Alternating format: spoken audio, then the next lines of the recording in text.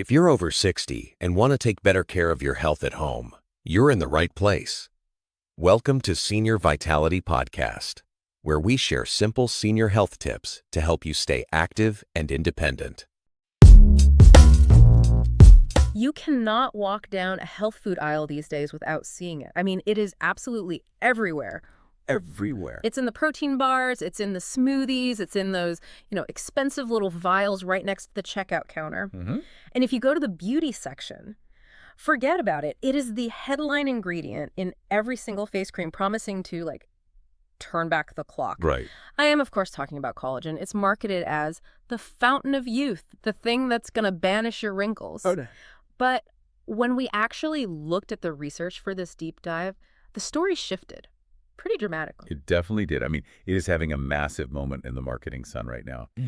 But what's so fascinating is if you strip away all the glossy packaging and, the vanity metrics, collagen isn't really about beauty at all. No. Or at least that's the least interesting part of it. Right. And that is exactly what we are digging into today. Because we are not talking about skin deep here. We are talking about the structural engineer of the entire human body. Precisely.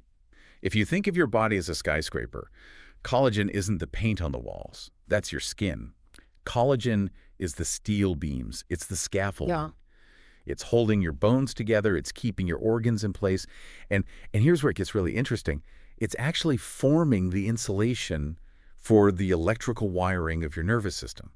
That was a part that really grabbed me. So let's start with a scenario. I think a lot of people might recognize this. Yeah. Have you ever woken up in the middle of the night and your hand is just completely numb? Oh, yeah. Or maybe you're walking up some stairs and your legs just feel a little bit shaky, a little weak. It's a very common sensation. And usually we just brush it off, right? We think, oh, I slept funny or I'm just tired.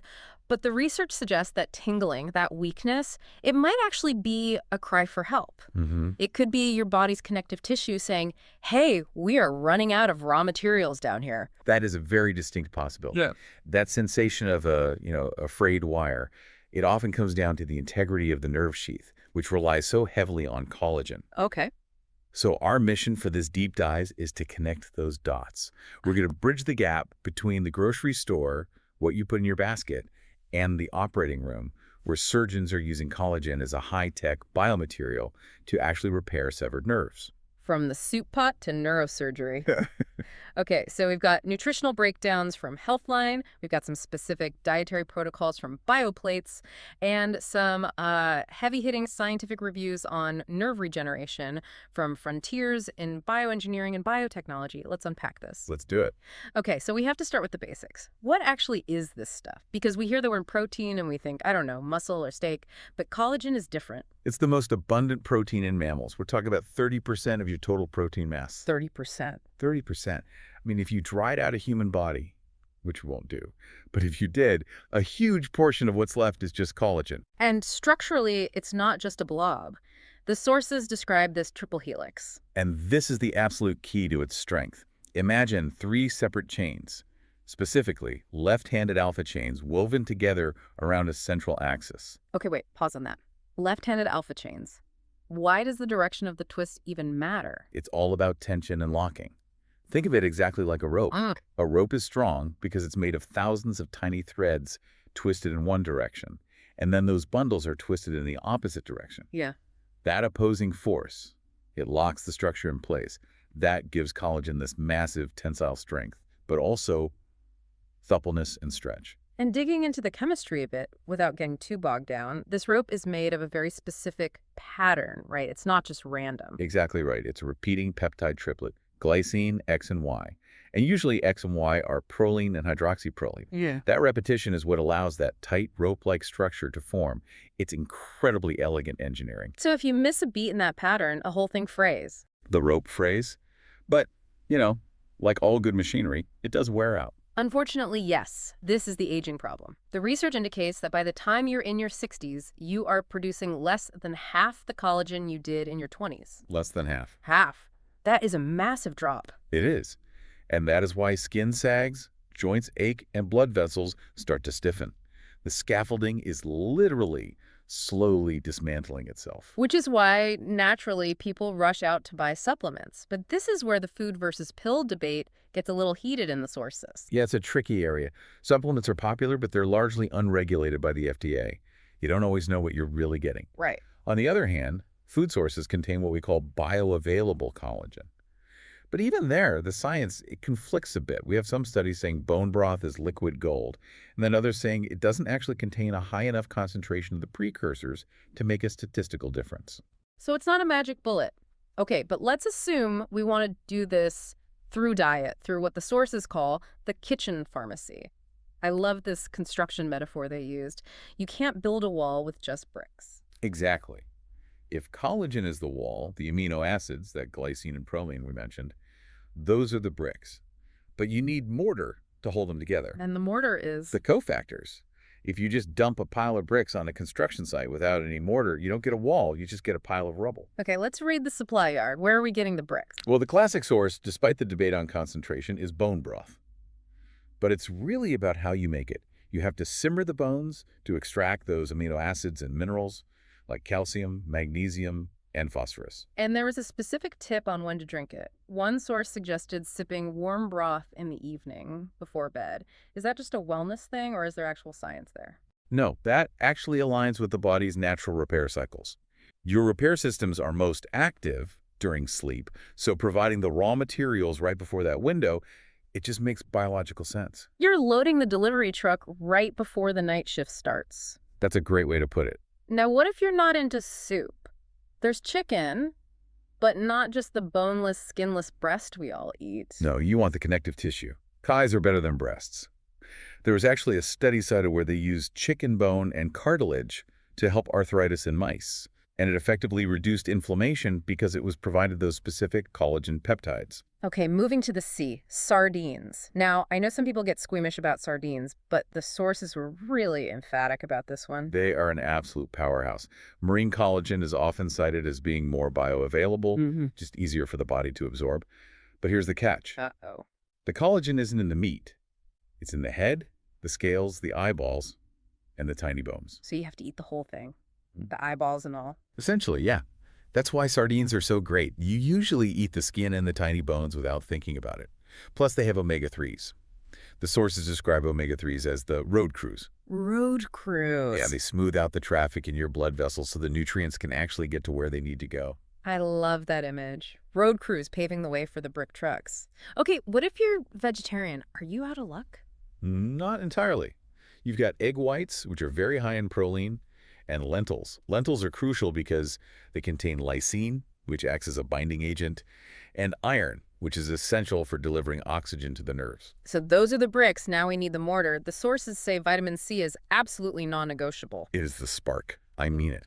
Without vitamin C, collagen synthesis it doesn't happen. Yeah. You can eat all the proline in the world, but without C, it won't weave into that helix. And we're talking citrus, obviously. But kiwi is a sleeper hit here. It's a total powerhouse. It's got vitamin C, vitamin E, polyphenols, and don't forget berries.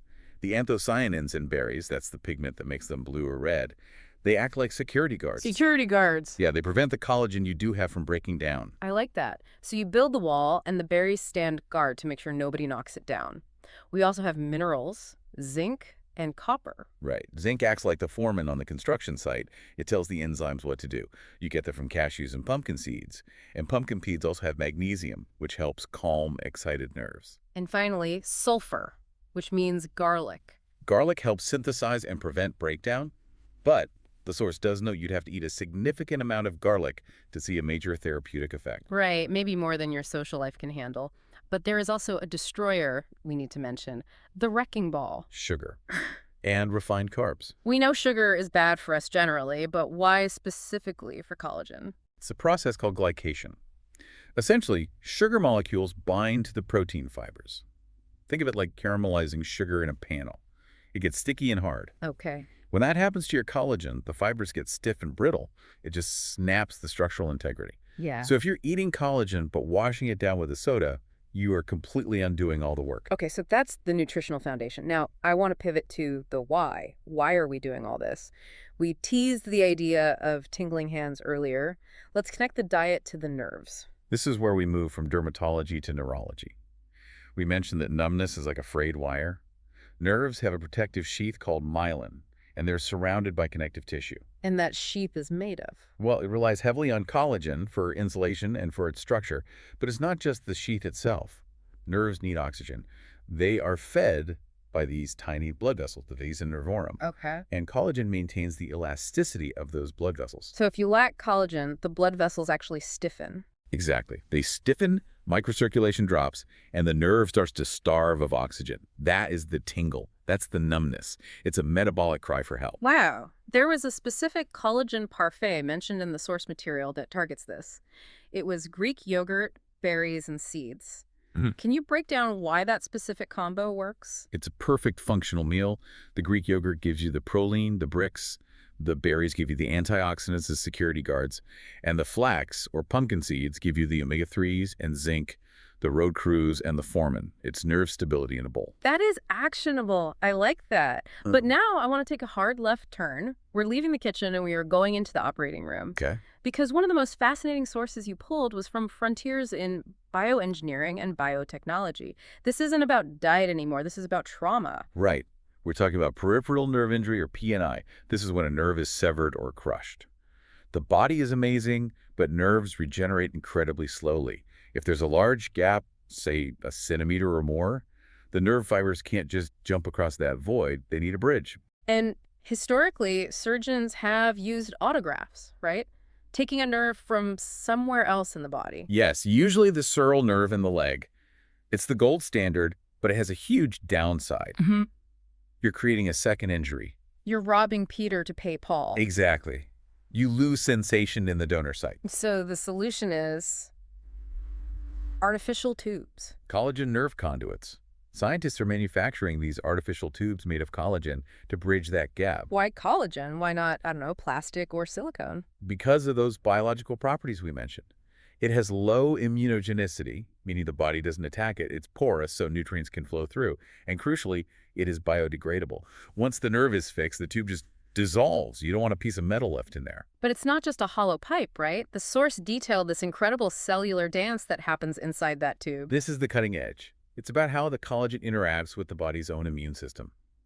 When you implant these conduits, specifically with collagen the agate, it helps recruit macrophages. Macrophages are immune cells. Usually they attack things. They're the soldiers. They are. But collagen helps switch them from an attack mode, which we call the M1 phenotype, to a repair mode, the M2 phenotype. So the collagen literally tells the immune system, put down your weapons and pick up a hammer. That's a perfect way to describe it, yes. They stop fighting and start cleaning up the debris and signaling for repair. And then the Schwann cells come in. The Schwann cells are the support staff of the nervous system. The collagen provides a literal physical path for them to migrate across the gap. They form what are called the bands of Bunger. Bands of Bunger. That sounds like a German heavy metal group. It does, doesn't it? But it's actually a cellular tunnel. It guides the regrowing axon from one side of the injury to the other. Without that collagen track, the axon would just flail around and form a painful neuroma. And the engineering is getting even crazier. They aren't just using empty tubes anymore. No, they're filling them. They're putting in collagen filaments, hydrogels, or something called linear ordered collagen to act as guide rails. They're even loading these conduits with growth factors like NGF or BDNF. So they're basically baiting the nerve to grow. Exactly. And in some cases, they are adding stem cells, adipose-derived or bone marrow-derived. They're trying to recreate the exact environment of a developing nerve inside this little collagen tube. It is just mind-blowing to think that the same protein making your bone broth gel in the fridge is being electrospun into nanofibers to fix a severed nerve in a trauma patient. It connects all the dots, doesn't it?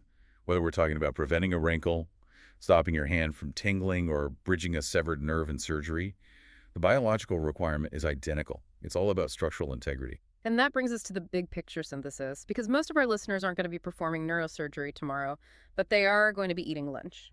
And that's the takeaway.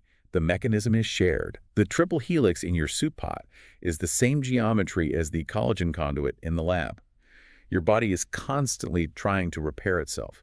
It's constantly dealing with micro-injuries, inflammation, wear and tear. And we have the power to give it the right tools. You do. You have access to the raw materials: sardines, kiwi, pumpkin seed. These aren't just random foods. They are packages of amino acids and cofactors that your body desperately needs to maintain its structure. It completely changes the way you look at a grocery store. It's not just food, it's a supply depot for your body's construction crew. Precisely.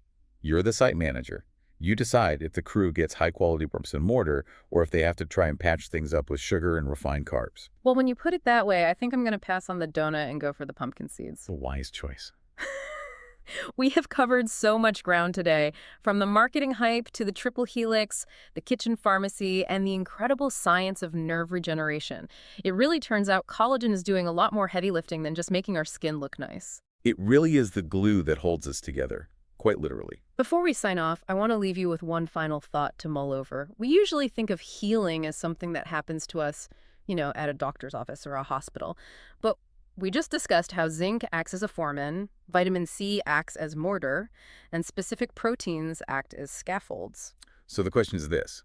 If the biological mechanisms of repair are that specific, is every meal you eat actually a form of microsurgical intervention that you are performing on yourself? Something to chew on. Thanks for listening to The Deep Dive. We'll catch you next time. Thanks for spending this time with Senior Vitality Podcast. Take care, and we'll see you in the next episode.